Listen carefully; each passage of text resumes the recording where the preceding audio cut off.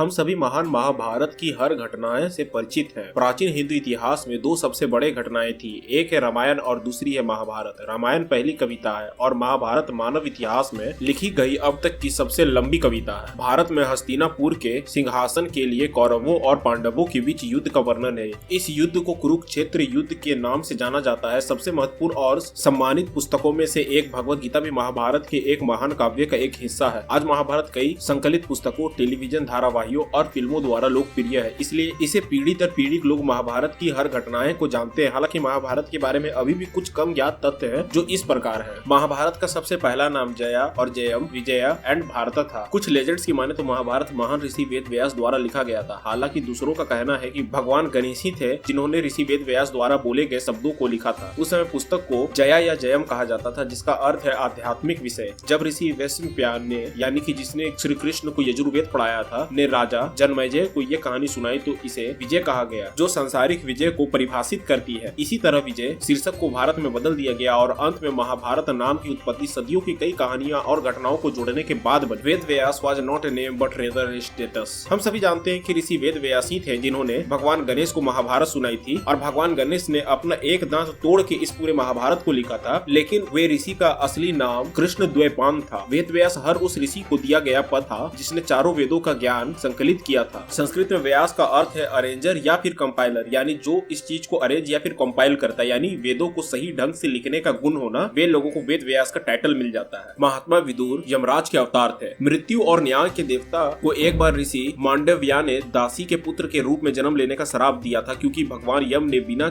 किसी वैद्य कारण के ऋषि पर अत्याचार किया था। तो भगवान यमराज एक विदुर, जो कि नौकरानी के पुत्र थे, के रूप में इस दुनिया में आए। वो कुरु साम्राज्य के प्रधानमंत्री थे जिन्होंने धार्मिकता, सत्य, कर्तव्य परायणता और ज्ञान को मूर्त रूप दिया। अभिमन्यु असुर के अवतार थे। भगवान श्री कृष्ण के अनुसार अभिमन्यु काल्यवन नामक एक शक्तिशाली असुर था। भगवान शिव ने उन्हें आशीर्वाद दिया कि कोई भी यादव उन्हें हरा नहीं सके। इस प्रकार उसे भगवान कृष्ण को मारने में सक्षम बनाना, क्योंकि वो एक यादव था। हालांकि काल्यवन की एक कमजोरी थी, जो कि चक्रव्यूह या पद्मव्यूह का अधूरा ज्ञान था। तथ्यों को जानने के बाद भगवान कृष्ण ने अभिमन्यु को चक्रव्यूह में प्रवेश करने का ज्ञान केवल उसे बाहर निकलने की क्षमता के बिना सिखाया। इस प्रकार ये एक योजना थी जिसे भगवान कृष्ण ने काल्यवन को मारने के लिए बनाया था, जो अभिमन्यु के रूप में था। कर्ण की मृत्यु का कारण ब्रह्मा का श्राप था। एक बार कर्ण शब्द वेदी तीर का अभ्यास कर रहे थे। एक तीरंदाजी कला है ये, जो ध्वनि या फिर शब्दों की मदद से अपने लक्ष्य को मार सकती है। लेकिन दुर्भाग्य से उसने गलती से एक ब्राह्मण की गाय पर तीर मार दिया, ये सोचकर कि वो एक जंगली जानवर है। उस ब्राह्मण ने क्रोधित होकर कर्ण को श्राप दिया कि वे विचलित होने पर मारा जाएंगे। इसलिए जब कर्ण अपने रथ के पहिए को कीचड़ में खींचने में व्यस्त था, तो भगवान कृष्ण ने अर्जुन को कर्ण को तुरंत मारने का निर्देश दिया था। 5 मुगद बाण पांडवों को मार सकते थे। भीष्म पितामह कुरुक्षेत्र युद्ध में सबसे शक्तिशाली और महान योद्धा में से एक थे। वो अपने 5 स्वर्ण बाणों से पूरे युद्ध को समाप्त कर सकने की क्षमता रखते थे। एक बार दुर्योधन ने भीष्म पितामह पर आरोप लगाया कि वो अपने पूरे दिल से नहीं लड़ रहे। दुर्योधन के आरोप से क्रोधित होकर भीष्म पितामह ने अपने तपस्या और जीवन शक्ति से मुग्ध होकर अपने 5 स्वर्ण बाणों को ले लिए। लेकिन मूर्ख दुर्योधन को विश्वास नहीं था कि भीष्म पितामह इसका इस्तेमाल करेंगे, तो उसने वे 5 तीर उनसे ले लिए। हालांकि भगवान कृष्ण ने उस बाणों के बारे में जानते थे, इसलिए भगवान कृष्ण ने अर्जुन को दुर्योधन के पास जाने का निर्देश दिया और उसे वरदान के बारे में याद दिलाया, जिसे दुर्योधन ने पूरा करने का वादा किया था। तब अर्जुन ने दुर्योधन के पास जाकर वरदान के रूप में 5 बाण मांग लिए, जिसका उन्होंने वादा किया था। एक वचन से बंधे हुए दुर्योधन को उन बाणों को अर्जुन को मजबूरी में देना पड़ा। धृतराष्ट्र और गंधारी ने वनवास लिया था। युधिष्ठिर के राज्याभिषेक के 15 वर्ष बाद भीम के लगातार अपमान के कारण धृतराष्ट्र और गंधारी ने वन पद ग्रहण किया, जिससे वे बहुत ही ज्यादा उदास हो गए थे। महामहिम भीष्म शिखंडी की असली पहचान जानते थे। शिखंडी मर्दाना विशेषताओं वाली एक महिला थी, जो उसे एक उवेलिंग चरित्र बनाती थी। ग्रंथों ने दावा किया है कि शिखंडी देवी अम्बा का पुनर्जन्म था। भगवान शिव ने उन्हें भीष्म की मृत्यु का कारण बनने का आशीर्वाद दिया। भीष्म ने पांडवों को यह रहस्य बताया कि वे उन्हें युद्ध में कैसे हरा सकते हैं। मूल रूप से सुभद्रा का विवाह दुर्योधन से ही हुआ था। सुभद्रा ने भाई बलराम ने अपनी बहन का विवाह दुर्योधन से करने की योजना बनाई, लेकिन सुभद्रा को पहले से ही अर्जुन से प्यार हो गया था, इसलिए वे अर्जुन से शादी करने के लिए भाग गई। सबसे शक्तिशाली भगवान कृष्ण का रथ था। कुरुक्षेत्र युद्ध में अर्जुन ने कृष्ण को अपने सारथी के रूप में लिया था, जो एक शक्तिशाली रथ पर सवार थे। युद्ध के 18 दिनों के दौरान दिव्य रथ पर कई आकाशिक अस्त्र का प्रहार किया गया। भगवान कृष्ण उन हथियारों के प्रभाव को कम करते थे, इसलिए यह रथ को तब तक प्रभावित नहीं करता जब तक उसका उद्देश्य पूरा नहीं हो जाता। इसलिए महाभारत के अंत के साथ भगवान कृष्ण ने अर्जुन को पहले रथ छोड़ने का सलाह दिया। जल्द ही अर्जुन रथ से नीचे उतर जाओ, क्योंकि ये एक विशाल आग की गोले की तरह फट जाएगी, ऐसा श्री कृष्ण ने अर्जुन को बोला था। अर्जुन की 4 पत्नियां थी। द्रौपदी के अलावा अर्जुन ने 3 पत्नियों से विवाह किया था, जो उलूपी नाग राजकुमारी थी, चित्रांगदा जो मणिपुरी राजकुमारी थी और सुभद्रा जो कि कृष्ण जी की बहन थी। एकलव्य ने धृष्टद्युम्न के रूप में पुनः जन्म लिया। एकलव्य भगवान कृष्ण का चचेरा भाई था क्योंकि एकलव्य के पिता वासुदेव कृष्ण के पिता के भाई थे। रुक्मणी हरण के दौरान भगवान कृष्ण ने उनका वध किया था। बाद में उन्होंने अपने पिछले जीवन में एकलव्य के साथ किए गए सभी अन्यायों के लिए गुरु द्रोणाचार्य का बदला लेने के लिए द्रौपदी के पुत्र के रूप में अवतार लिया था। अर्जुन ने एक बार दुर्योधन की भी जान बचाई थी। एक बार दुर्योधन पांडवों और उसके सेवकों को अपमानित करने के लिए द्वैत वन में गया। रास्ते में उनका सामना गंधर्व राजा चित्रसेन से हुआ जो अप्सराओं के साथ स्नान कर रहे थे। दुर्योधन ने वासना से चित्रसेन से युद्ध किया। हालांकि चित्रसेन ने दुर्योधन पर काबू पा लिया और उसे एक गुलाम व्यक्ति के रूप में पकड़ लिया। क्योंकि पांडव झील के पास निवास कर रहे थे, अर्जुन ने वहां जाकर अपने मित्र चित्रसेन से दुर्योधन को मुक्त करने के लिए कहा। अर्जुन के अनुरोध के साथ चित्रसेन ने दुर्योधन की रिहाई कर दी। दुर्योधन ने अपमान के साथ अर्जुन को एक वरदान दिया कि वो उसे कभी भी कुछ भी मांग सकता है, जिसका इस्तेमाल अर्जुन ने तब किया जब दुर्योधन के पास 5 मुखे वाण आ गया था, जिससे पांचों पांडव का मौत हो सकता था। तब अर्जुन ने जाके श्री कृष्ण के कहने पे दुर्योधन से वो मांग लिया। तो ये थी महाभारत के कुछ ऐसे तथ्य जिसके बारे में आपको शायद जानकारी नहीं होगी। अगर आपको भी ऐसा कोई फैक्ट पता है तो कमेंट करके जरूर बताएं। और हाँ, इसी वीडियो को लाइक एंड शेयर जरूर कर रहे हैं। इसी तरह के इंटरेस्टिंग फैक्ट और स्टोरी जानने के लिए सब्सक्राइब टू आवर चैनल हम सब जानते हैं।